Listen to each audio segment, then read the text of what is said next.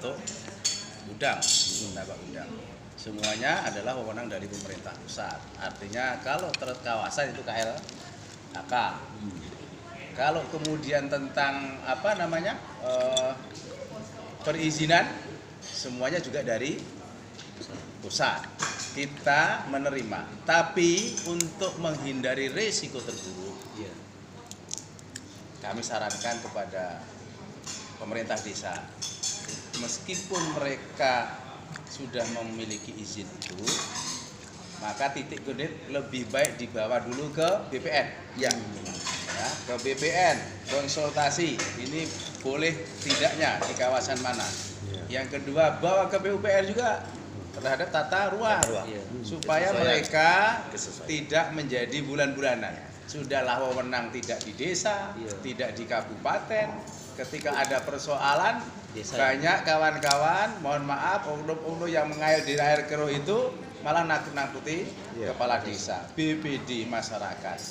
Pemerintah sebetulnya menyambut baik dan mendorong bagaimana potensi alam kita itu digarap. Kalau kita cocok karena pH di sini airnya itu cocok untuk gudang, ya bersyukur, itu adalah keberkahan. Mari kita tata sekarang. Misalnya ketika tadi sudah ada perizinan, kemudian pemerintah desa meng-cross check ke BPN, kemudian tata ruang PUPR berjalan kan? Nah sekarang bisa kerjasama, kemudian dilanjutkan antara desa dengan pihak pengembang atau pengusaha. Karena untuk sebetulnya ini kalau di kelompok-kelompok tani atau koperasi desa sebetulnya tujuannya itu gitu loh, untuk pemulihan ekonomi COVID itu.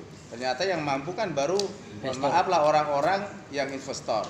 Bagaimana sekarang desa nanti membentengi, oke, investor setelah dari pusat keluar, BPN juga mengatakan kawasan ini boleh ya.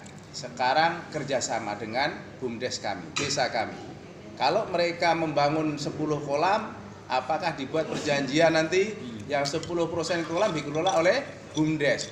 Dan yang kedua adalah harus melibatkan warga tempatan untuk bekerja di situ. Itu penting. Kalau dua komponen itu sudah terpegang, perusahaan juga akan tenang berusaha, masyarakat juga akan senang, desanya akan mendapatkan penghasilan. Kalau dibuat runyam semuanya, sekarang yang menguntungkan siapa? Sudahlah desa tak dapat, perusahaan khawatir, tapi dia juga mengeluarkan duit. Untuk siapa? Untuk, mohon maaf, oknum-oknum yang merasa membackingi dia. Untuk preman-preman yang memeras dia, kan kasihan. Akhirnya terjadilah sebuah ketidakharmonisan antara desa dengan perusahaan itu dan juga oknum-oknum lain. Nah, kita menghimbau pada dasarnya sekali lagi pemerintah Kabupaten Bengkalis membuka setiap peluang sumber daya alam ini untuk menghasilkan, mengangkat ekonomi desa. Tapi kita turuni dengan sebuah aturan, sebuah kesepakatan dan perjanjian. Kalau pemerintah pusat kewenangannya, daerah ya akan ikut. Cuma itu tadi kita lengkapi. Oke, silahkan karena sudah dapat izin, dengan desa apa yang mau kita buat, gitu.